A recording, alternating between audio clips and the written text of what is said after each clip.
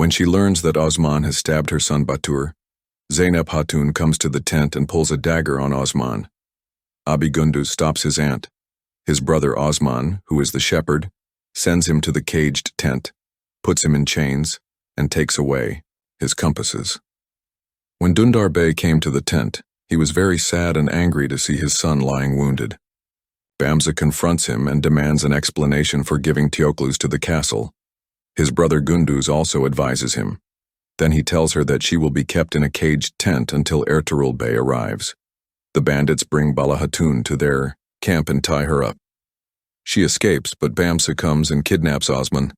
Dursun appears in front of the Kais, who are going with their Alps, and tells them about the Yenapazar raid. He says that they killed everyone and kidnapped Bala Hatun. He says that no soldiers left the castle, but they had other bandits do it. Sophia says that if she sees Bala, she will also be exposed because she saw him and her together. But when Osman says that she has to be captured so that they can find Bala, Dursun agrees. He sends his Alps, Konur Alp and Boran, to follow Dursun. While Dursun returns to the castle, Osman and his companions go to Samsa Bey's homeland. Gunduz and Dündar Bey learn that Osman has fled with his Alps.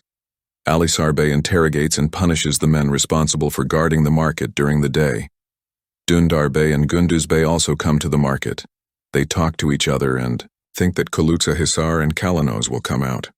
When Bala's wounded friend Gonca says, "Tell Osman that they have kidnapped Bala Hatunu," the Beys kill everyone and ask why they have kidnapped the girl and who she is, but they cannot find the answer. Sophia goes to Prince Salvador's camp.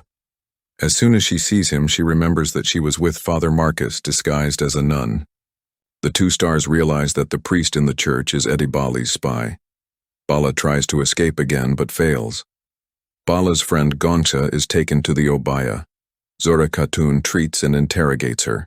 He also puts an alp on his head. Zora learns that her daughter Aygul is in love with Osman. Kalanos immediately goes to the church and arrests Pastor Marcus. They begin to torture him. Dursun denies it all the time. Sophia continues torturing him. When Bala Hatun comes to, she realizes that Yanis is the dervish she saw at the market.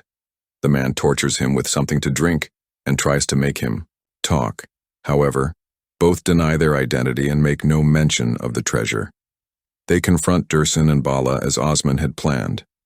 Dursun continues to deny, but Yanis tells them that the girl was poisoned and that he has the antidote.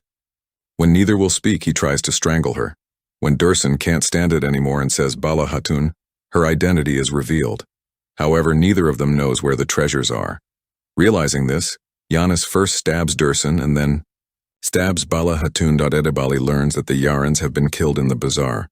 His daughter kidnapped, Gonca wounded and taken to Kayi Oba. One of his dervishes goes to the Kayi tribe and learns about Gonca's condition. Alisar Bey goes to the castle and asks Sophia for an explanation. Sophia wants to cast suspicion on Osman. Sophia and Alisar Bey come together to the Kayi tribe.